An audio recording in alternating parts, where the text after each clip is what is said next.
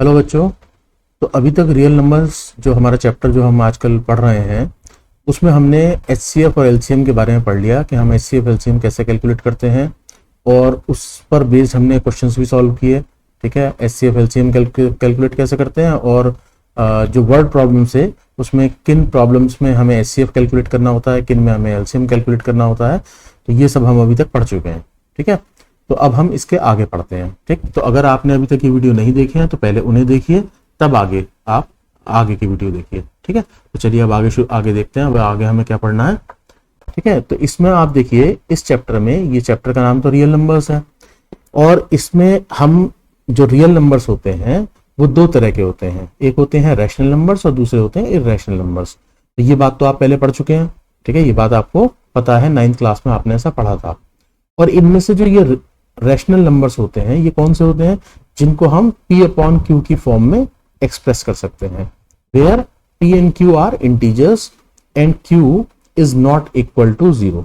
ठीक है, Q की वैल्यू 0 नहीं हो सकती, क्योंकि अगर Q की वैल्यू 0 हो जाएगी तो ये P अपॉन Q जो है वो अनडिफाइंड हो जाएगा। ठीक है, तो Q can not be equal to 0। बाकी इसके अलावा P और Q की कोई भी वैल्यू इंटीजर हो सकती है, ये कोई भी इंटीजर हो सकती है, पॉजिटिव नेगेटिव कुछ भी हो सकती है। ठीक, P की वैल्यू 0 हो सकती है, यहाँ पर आप P की वैल्यू 0 रख सकते हैं। अगर P की वैल्यू 0 होती है तो कोई प्रॉब्लम नहीं है, क्यों नहीं हो सकता 0।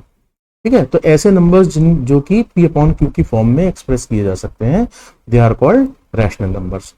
अब दूसरे नंबर जो आते हैं वो दूसरी कैटेगरी जो है वो है इर्रेशनल नंबर्स। तो पहली बात तो यही हो गई कि इर्रेशनल नंबर कौन से होते हैं, जिनको P अपॉन Q की फॉर्म में एक्सप्रेस नहीं कर सकते हैं, वो इर्रेशनल नंबर्स हैं।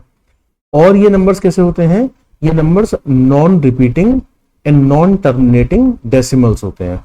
ठीक है, मतलब ये आप जब इसको लिखते हैं, जैसे आप पाई की वैल्यू लिखते हैं 3.14। ठीक है, तो ये वैल्यू तो हमने बस डेसिमल के 2 प्लेसेस तक लिख रखी है, अदरवाइज तो ये वैल्यू आगे ऐसे कंटिन्यूसली चलती रहती है, तो कभी एंड खत्म, एंडलेस है। ठीक है, तो अगर आप इसको देखें तो ये नॉन टर्मिनेटिंग है और नॉन रिपीटिंग है। इसके जो ये डिजिट्स हैं ये भी रिपीट नहीं होते, मतलब इनका कोई पैटर्न नहीं होता। तो ऐसे जो नंबर्स होते हैं वो इर्रेशनल नंबर्स होते हैं। ठीक है, तो इन टोटलिटी हमने ये पढ़ा कि रियल नंबर्स 2 ही तरह के होते हैं, एक रैशनल नंबर्स और एक इर्रेशनल नंबर्स। ठीक है, तो इसमें से इर्रेशनल नंबर्स में से जैसे जो भी इस तरह के नंबर्स हैं जो कि परफेक्ट स्क्वायर नहीं है, जैसे मान लीजिए मैंने वैल्यू लिखी √2, तो √2 इर्रेशनल नंबर है। ठीक है, जब आप इसकी वैल्यू कैलकुलेट करते हैं तो ये आती है 1.414 एंड सो ऑन, ये वैल्यू चलती रहती है। तो ये नॉन रिपीटिंग नॉन टर्मिनेटिंग है, तो ये रैशनल नंबर है। ठीक है, इसी तरह से अगर हम लिखें √3 तो √3 भी ऐसे ही होता है 1.732 एंड सो ऑन, तो ये वैल्यू भी नॉन रिपीटिंग नॉन टर्मिनेटिंग होती है। तो ये जो नंबर्स हैं ये इर्रेशनल नंबर्स हैं।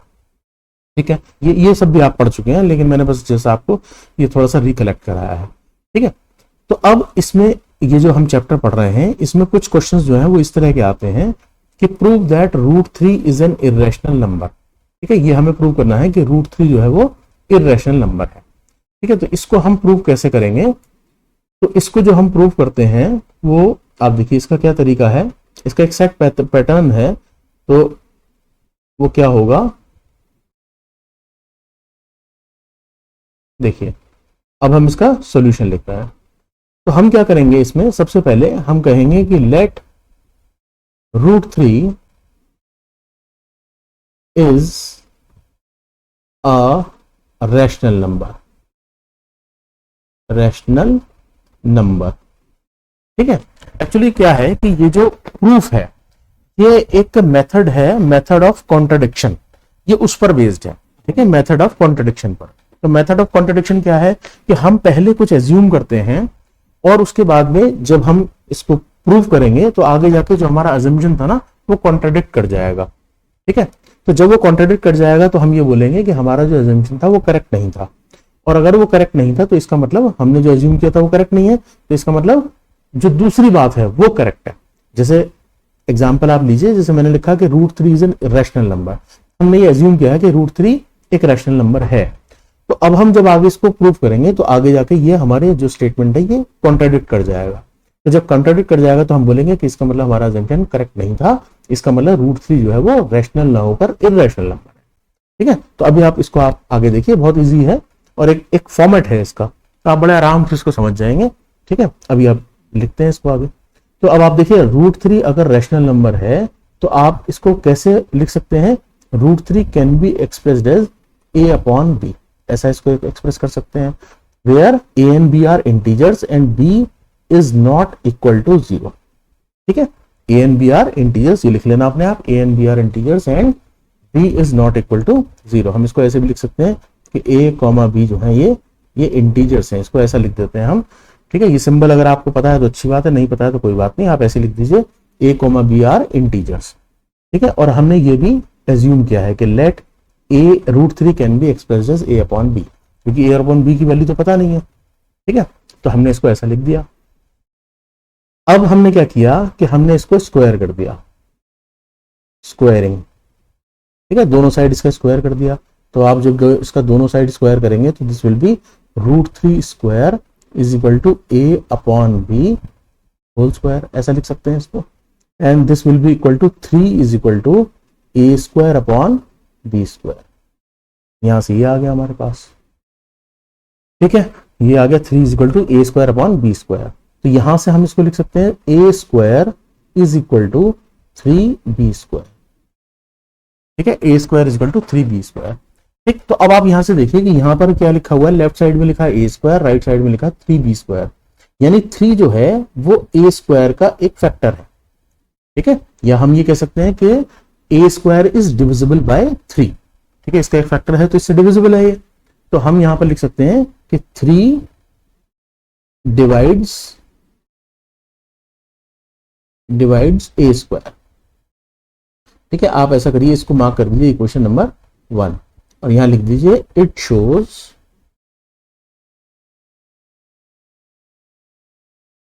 It shows 3 divides a²।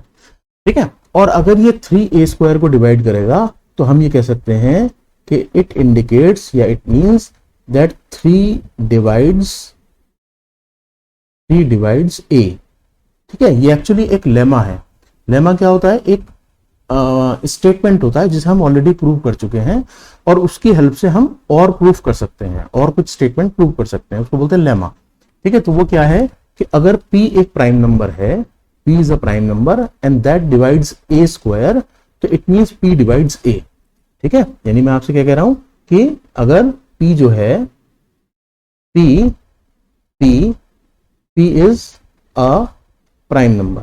ठीक है, ये मैंने साइड में लिख दिया, p प्राइम नंबर है एंड p डिवाइड्स a², तो that means p divides a। ठीक है, ऐसा होता है। ठीक है, तो आपको इसको बस इतना ही याद रखना है, इतने से हमारा काम चल जाएगा। ठीक है, तो यहां पर हमने क्या लिखा कि 3 प्राइम नंबर है तो 3 divides a², it means 3 divides a। ठीक है, तो ये बात हो गई यहां पर। अब अगर 3a को डिवाइड कर सकता है तो यानी 3 तो एक a का मल्टीपल हो गया, फैक्टर हो गया, तो यानी कि हम लिख सकते हैं a is equal to 3c, ऐसा लिख सकते हैं, where c is an integer. ठीक है, 3 जो है वो a का एक फैक्टर हो गया, तो a को हम लिख सकते हैं 3 into C, where c is an integer. ठीक, और ये जो a is equal to 3c value है, इसको हम इस इक्वेशन नंबर 1 में पुट कर देंगे, जो इक्वेशन नंबर 1 आपके सामने लिखी है। ये क्या थी, a² is equal to 3b², तो यहां लिख देते हैं कि पुटिंग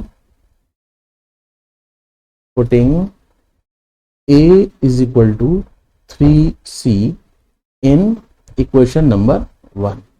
इक्वेशन 1 हमारी थी a² is equal to 3b²। ठीक है, अच्छा एक चीज हम इसमें मेंशन करना भूल गए, कि जब हमने ये एज्यूम किया था, यहां पर इसको लिख लीजिए क्या कि √3 is equal to a/b, where a and b are coprime. Coprime का क्या मतलब होता है कि a एंड b जो है इनका एक कॉमन फैक्टर जो है वो सिर्फ 1 ही है। ठीक है, को-प्राइम का क्या मतलब होता है कि a और b जो ये लिखे हुए हैं इनका कॉमन फैक्टर सिर्फ 1 ही है। ठीक है, और इसके अलावा कोई इसका कॉमन फैक्टर नहीं। ठीक है, तो अब यहां पर हमने क्या बोलते हैं, चलो यहां लिख भी देते हैं। तो इसका मीनिंग क्या हो गया कि A and B have only one as common factor. ठीक है, यानी और किसी नंबर से, सेम नंबर से दोनों डिवाइड नहीं हो सकते वन के अलावा। ठीक है, ऐसा नहीं है जैसे 2 से आपने दोनों को डिवाइड कर दिया, 3 से दोनों को डिवाइड कर दिया, ऐसा नहीं कर सकते। वन के अलावा और ये किसी नंबर से डिवाइड नहीं हो सकते दोनों। ठीक है, तो इस ऐसे नंबर्स को बोलते हैं को प्राइम। ठीक, तो अब हम वापस नीचे आ जाते हैं। तो यहां से हो गया हमारा ए स्क्वायर इक्वल टू 3b², ये हमारी इक्वेशन नंबर 1 थी। इसमें हम ए की वैल्यू पुट कर रहे थे, तो हमने इसकी वैल्यू पुट कर दी 3c। तो 3c² is equal to 3b²। यहां से हो गया 9c² is equal to 3b²। ठीक है, 3b²। तो यहां से हम b² की वैल्यू लिख सकते हैं। b² की वैल्यू कितना आ जाएगी, दिस विल बी 3c²। ठीक है, b² is equal to 3c²। तो अब फिर वही बात हो गई, अब आपको दिखाई दे रहा है कि ये b जो है ये 3c² है, इसका मतलब 3 जो है इसका एक फैक्टर है। ठीक है, आपको साफ दिखाई दे रहा है कि 3 जो है वो b² का एक फैक्टर है। ठीक है, जैसे हमने क्वेश्चन नंबर 1 के लिए बोला था, वहां पर क्या था, a is equal to 3b, a² is equal to 3b² था। तो यहां पर हम कह रहे हैं कि b² इज इक्वल टू 3² है, इसका मतलब 3 जो है वो b² का एक फैक्टर है। और अगर ऐसा है तो हम कह सकते हैं कि 3 डिवाइड्स b²। ठीक है, इसको आप मार्क कर लीजिए इक्वेशन नंबर 2। ये इक्वेशन नंबर 2 है, यहां लिख लीजिए इट शोज 3 डिवाइड्स b²। और ये मैं आपको पहले बता चुका हूं कि इफ 3 डिवाइड्स b² तो that means that 3 divides b। ठीक है, आप इसको ऐसा भी कह सकते हैं जैसे हमने यहां पर इसको लिखा 3 divides a² and 3 divides a। ठीक है, तो आप ऐसा भी कह सकते हैं कि ये हमारा एक तरह से कंक्लूजन हो गया, एक कंक्लूजन हो गया 1, conclusion number 1।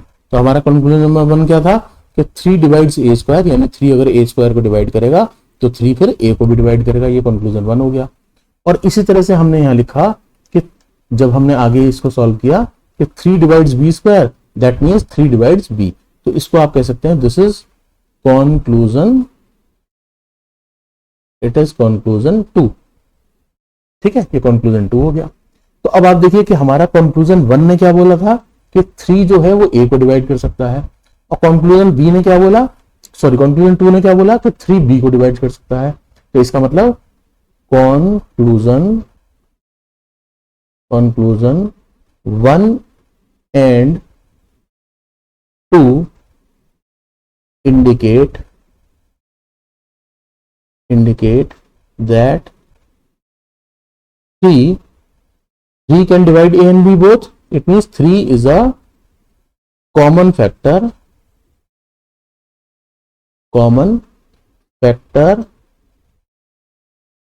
of a and b। a and b दोनों का कॉमन फैक्टर होगा। ठीक है, अब आप देखिए कि ये a एंड b दोनों का कॉमन फैक्टर हो गया 3। इसको थोड़ा अच्छे से लिख देते हैं, a एंड b। ठीक है, जबकि हमने क्या एज्यूम किया था, हमने ये एज्यूम किया था, आप देखिए यहां पर कि a एंड b आर को प्राइम, और को प्राइम है तो इसका मतलब क्या है, a and b have only 1 as common factor, सिर्फ 1 ही इसका कॉमन फैक्टर हो सकता है। जबकि यहां हमने जब इसको सॉल्व किया तो ये तो आ गया कि 3 भी इसका एक कॉमन फैक्टर है। ठीक है, that 3 is a common factor. तो ये तो गड़बड़ हो गई, तो ये क्या हो गया, ये कॉन्ट्रडिक्शन हो गया। ठीक, तो ये कॉन्ट्रडिक्शन क्यों आया, क्योंकि हमारा जो ये अजम्पशन था कि √3 इज अ रैशनल नंबर, ये रॉन्ग है। इसका मतलब ये रॉन्ग है। ठीक है, तो इसका मतलब क्या हो गया कि हमने लिखा conclusion 1 and conclusion 2 indicate that 3 is a common factor of a and b and it is a contradiction।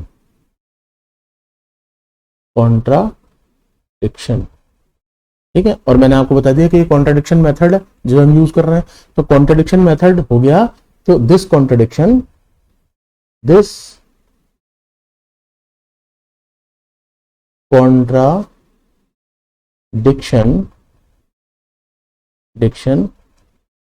arises due to the wrong assumption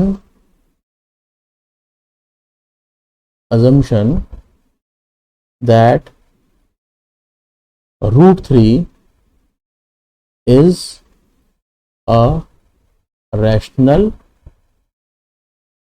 number। ठीक है, तो अब इसका मतलब क्या हो गया, हेंस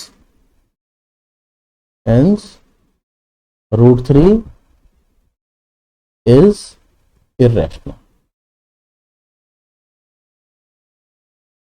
इसका मीनिंग हो गया रूट 3 इज इर्रेशनल। ठीक है, तो ये हमारा कॉन्ट्रडिक्शन मेथड से हमने इसको प्रूव कर दिया कि रूट 3 जो है वो इर्रेशनल नंबर। ठीक है, तो समझ में आ गया होगा आपको ये। ठीक है, इजी है।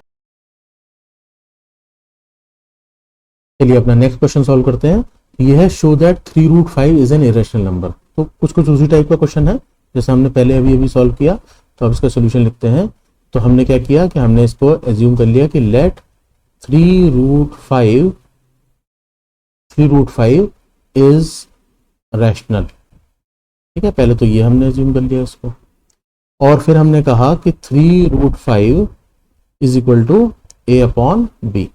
ठीक है, इसको हमने 3 रूट 5 को a अपॉन b ले लिया। ठीक, और जहां पर क्या है कि a एंड b आर को प्राइम, ये को प्राइम है, and b is not equal to 0, ऐसा है।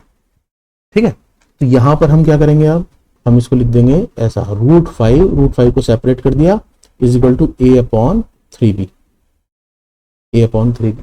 ठीक है, अब आप देखिए a अपॉन b अगर रैशनल है तो a अपॉन 3b तो रैशनल ही होगा। ठीक है, तो यानी हम ये कह सकते हैं कि since a upon 3b is rational,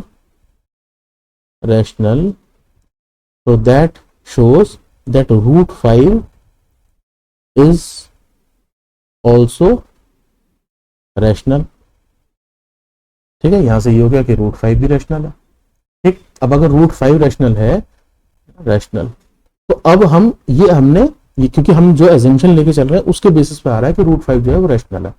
ठीक, तो अगर रूट 5 रैशनल होगा तो अब बिल्कुल इसको वैसे सॉल्व करेंगे जैसे हमने पहला वाला क्वेश्चन किया था। तो अब हम क्या करेंगे कि let root 5 is p upon q, ये ले लिया हमने इसे, where p and q are को prime and q is not equal to 0। ठीक है, मैं बात दोबारा नहीं लिख रहा हूं, यहाँ ये क्या हो गया, root 5 is equal to p upon q where p and q are को prime and q is not equal to 0। ठीक है, अब बिल्कुल पहले जैसे प्रोसीजर है, तो हम यहाँ क्या कर देंगे, हम यहाँ पर स्क्वायर कर देंगे इसका, तो स्क्वायरिंग, ठीक, स्क्वायरिंग करिए, ये हो गया 5 is equal to p square upon q square. यहां से हम लिख सकते हैं कि p square is equal to 5 q square. ठीक, अब मैं पूरा एक्सप्लेन कर चुका हूं, तो अब मैं आपको बस वही स्टेप दोबारा से बता रहा हूं। तो यहां हम क्या लिखेंगे कि because 5 divides p square, therefore 5 divides p। ठीक है, तो ये हमारा एक कंक्लूजन हो गया यहां से। ठीक है, ये जो हो गया ये एक हो गया, ये कंक्लूजन 1। ठीक, फिर हमने लिखा कि अब p5 जो है वो p को डिवाइड करता है, मतलब इसका एक फैक्टर है, यानी कि हम p को एज्यूम कर सकते हैं 5c। ठीक है, और इस वैल्यू को हम पुट करेंगे, पुटिंग इन, ठीक है, इसको हमने इक्वेशन लिखा था। ठीक है, इक्वेशन नहीं लिखा, यहाँ लिख देते हैं इक्वेशन, इसको लिख देते हैं इक्वेशन नंबर 1। ठीक है, इसके पहले तो हमने कोई 1 नहीं लिखी। ठीक, तो इसमें रख दीजिए, तो क्या हो गया यहाँ पर इन 1, ये हो गया 5c square is equal to 5q square. यहां से आ गया 25c square is equal to 5q square. यहां से हो गया q square is equal to 5c square. ठीक है, तो यहां से क्या आया हमारे पास कि 5 divides q square, so that shows that 5 divides q। अब क्या हो गया, आगे हो गया हमारा कंक्लूजन नंबर 2। ठीक है, इसको हम लिख देते हैं, इट इज कंक्लूजन नंबर 2। ठीक, तो कंक्लूजन 1 देखिए कि P को 5 डिवाइड कर सकता है, और कंक्लूजन 2 है कि Q को 5 डिवाइड कर सकता है। तो therefore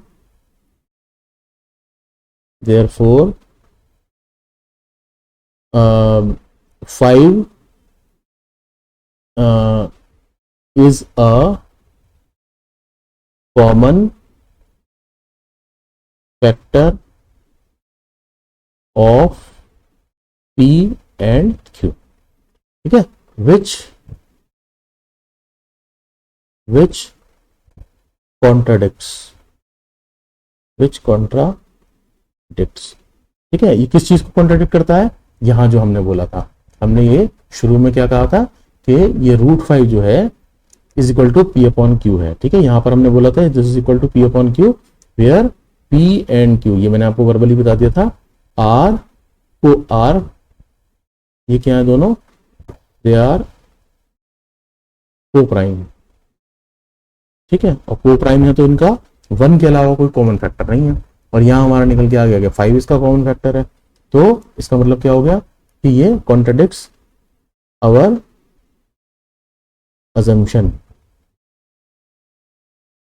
assumption that P and Q are co-prime। ठीक है, तो इसका मतलब क्या हो गया, hence √5 is irrational। ठीक है, co-prime and √5 is rational, ये भी लिख लीजिए इसके आगे। ठीक है, हमने ये एज्यूम किया था कि P एंड Q जो है वो को-प्राइम है और √5 जो है वो रैशनल है, लेकिन ये कॉन्ट्राडिक्ट हो गया, तो इसका मतलब √5 इररेशनल। ठीक है, अब आप देखिए √5 इररेशनल हो गया, तो अब आप यहां पर आ जाइए, ये हम कहां से लेकर आए थे, √5 इररेशनल है, यहां से हमने यहाँ रैशनल एज्यूम किया था, और ये कहां से आया था, जब हमने एज्यूम किया था A/3 भी रैशनल है, यानी कि ये √5 जो है यहाँ पर ये इररेशनल नंबर हो गया। ठीक है, और ये इररेशनल हो गया, तो इसका मतलब 3√5 भी इररेशनल हो गया, ये भी तो हमारा अजम्पशन था। ठीक है, ठीक, तो यानी कि हेंस एंड, इसके आगे लिख लीजिए, and therefore 3√5 is also irrational।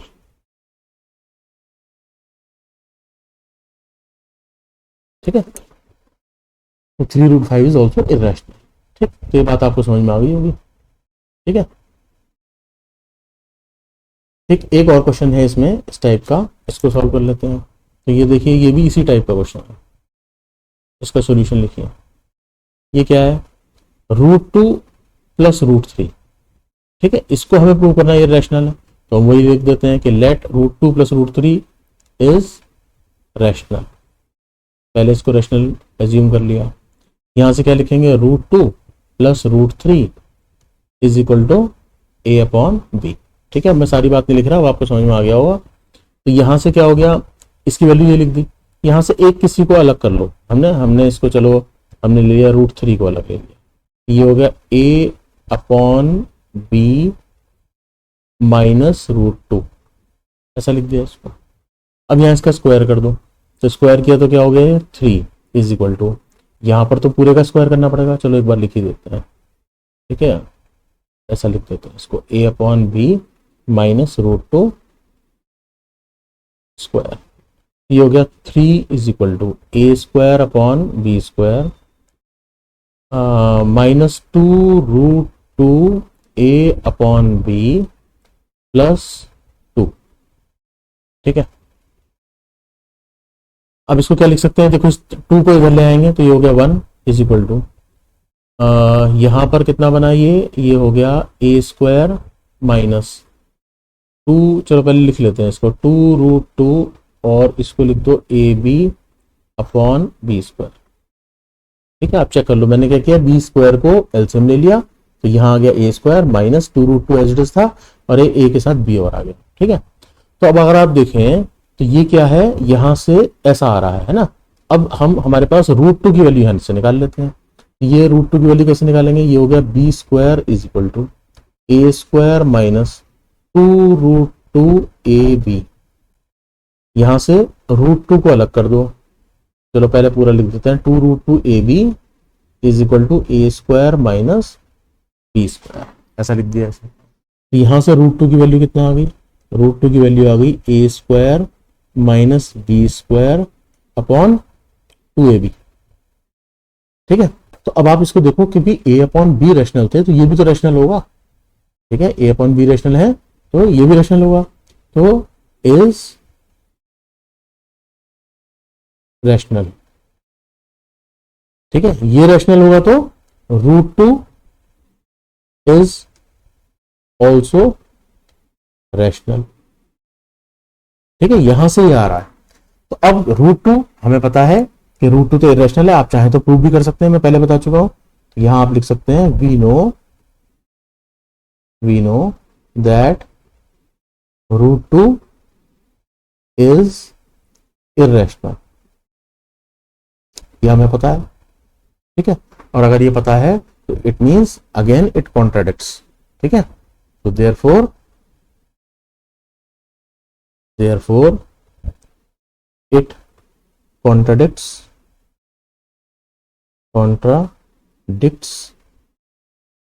किसको कॉन्ट्राडिक्ट करता है, ये जो हमने अज्यूम किया कि √2 plus √3 is rational, it contradicts our assumption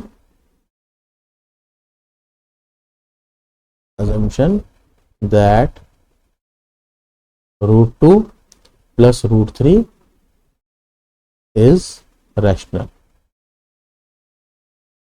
ठीक है, therefore hence ऐसा लिख देंगे, hence √2 plus √3 is √3 plus is irrational। ठीक हो गया। तो इस तरह से ही है, हमने इसके क्वेश्चन सॉल्व कर लिए। ठीक, तो इतने ही टाइप के क्वेश्चंस जो हैं वो रियल नंबर्स में आते हैं। अभी और भी इसमें कुछ इंपॉर्टेंट क्वेश्चंस होंगे, उनको हम आगे सॉल्व करेंगे। ठीक है, तो मैं समझता हूँ कि ये आपको समझ में आ गया होगा। ठीक, तो अगर आपको ये वीडियो अच्छी लगी तो वीडियो को लाइक करिए, शेयर करिए और चैनल को सब्सक्राइब करिए। Thank you.